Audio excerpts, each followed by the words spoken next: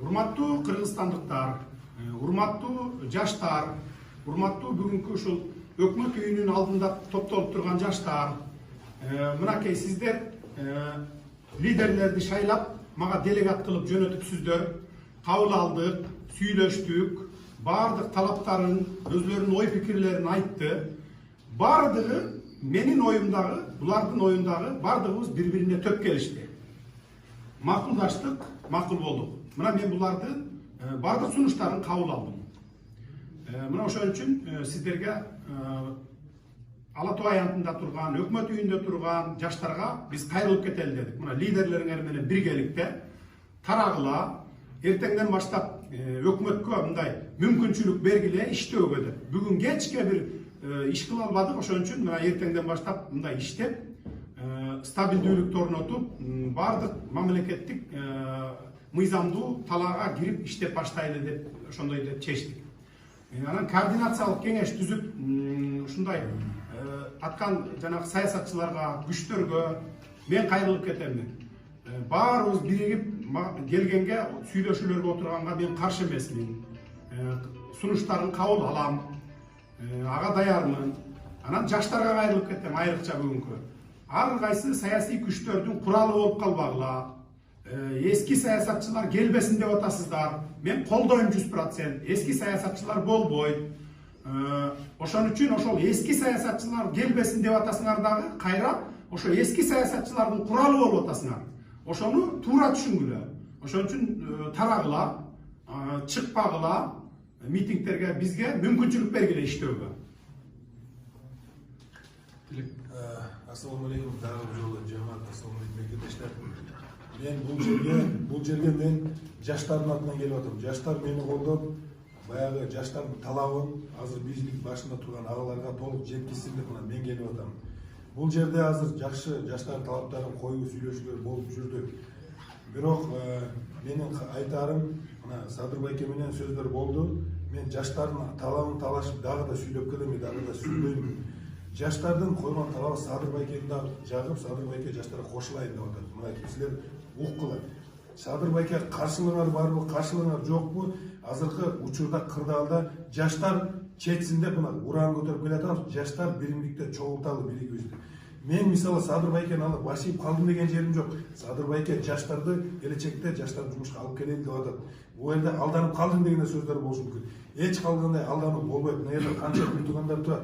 Жаштар, жаштар мени көтөрүп атасыңарбы? Мен силерге до конца сүйлөп, до конца туруп берем. Азыркы кырдаалда Кыргызстанда болуп аткан чоң кызычук айланбай биригип бекемдикти кармап алалы. Менин максатым башынан баштап жаштардын башы бириктирели, Кыргызстанда тынччылык болсун. Ар кандай чоң кырдаалдарга жаман мамлекетибиз урунбасын деген ой максатта болуп атат. Андыктан бир туугандарым, бул жерде Садыр байкеңер мына жаштарга кошулам деп атат. Мына эртеңги бүрсү күнү жаштардын алдында сүйлөйм деп атат. Болгон программамды айтып берем деп атат. Жаш мурункулар келбесин деп атат. Ошону мына мен колдоп берем деп атат. Колунан келишинче колдойм деп атат. Аны мына жаштар баарыбыз күбө болот. Мен силердин атыңардан жеткиздим. Өзү дагы байке сүйлөдүм, мына менин жанымда да агаларым сүйлөшүн озойлор. Бирок жаштар эч качан артка айтпайлы, биримдикте бололу, жаман жолго барбайлы, Кыргызстандын келечегине бизде бекем бололу, бир мушт бололу. Рахмат. Урматтуу кыргыз элим, биз дагы элдин жана жаштардын үнүн угуз коелу деп Садыр Нуркожоевичке келип, өзүбүз силердин талабыңарды айттык, өзүбүздүн талапты айттык. Садыр Нуркожоевичке биз шарт түзүп берип, буну иштетип, чогуу жардам берелик деп да чечтик. Биз дагы ынандык, биздин сөзгө көндү. Кудай буйруса, мына алдыда жакшы сөздөр менен келишим болду. Ошого мен тынччылык, бардыгыбыз биримдикте мына Кыргызстандын жаркын келечеги үчүн ынтымактык алып кетет элем баарыңыздарга. Assalamu alaikum, урматтуу туугандар. Бир кайрылып кете турган нерсе, мен баарыңыздарга мына өзүңүздөр көрүсүздөр, урматтуу жаштар келсин, кыймылынын мүчөлөрү, силердин талабыңарды аткардык мына баарыбыз. Өкүл шайладыңар эле. Силердин максатыңарды жеткирдик бүгүнкү күнү. Легитимдүү премьер-министрге. Эң негизгиси, мен азыр кайрылып кетем. Башка саясий партиянын лидерлерине тетиякта отуруп алгандарға келгиле, конструктивдүү площадка түзүлдү. Жаштарды алып келелик, тазаларды алып келелик. Ошон үчүн люстрация мыйзамында койдук бүгүнкү күнү. Жаштардын башын кошуу, саясий күчтөрдү бириктирүү деген максаттардын баарын койдук. азыркы премьер-министр Садыр Нуркожоевич баарын түшүндү. Биз менен талабыңарды аткарам деди, колдоп берем деди. Ошон үчүн келгиле эми кызуу канды калтырбай, мындан аркы койгон өзүбүздүн мындайча айтканда пландарыбызды аткара берели экен. Assalomu alaykum Qirg'iz elim. Bugungi kunda mına Jenti oblastdan bardыгы kelip oturadi. O'sha жактагы балдарга кайгылып кетебиz. Жаштар bir болуп туруп биздин аркабыздан şu Sadır Nurkojоевичтин аркасында туруңуздар. Эч бир башка бир тармактагы кишилерге, башка бир адамдарга, эски адамдардын аркасына бекинип келбеңиздер. Sadır Nurkojоевич бул жерде туруп өзү да сөз берди. Balamdı joğuttum, atamdı joğuttum, apamdı. Men dedi, joğuta turgan eştikем жоқ dedi. Bir gana şenerim, jaştar da otat. Jaştar goldoylu, birge oloylu bürüsa. Bu жерде biz деген азыр эч ким талабын талашып же колдоп келген жокпуз. Бул жерде азыр жаштардын сөзүн, өтүнүчүн, ошолордун талабын бул жака жеткиздик. Садыр байке укту. Ошо биз жеткизген талаптардын баардыгын туура деп көрдү.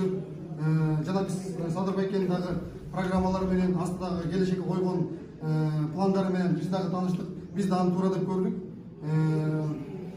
Болгон ошону жеткиздик. Садыр байке туура көрдү. Кандай болбосун, кандай мындан кийин шарт кадамдар болбосун. Мен ойлойм, биздин аттуу баштуу болгон жигиттерибиз биздин жаштарды алдап кетпейт.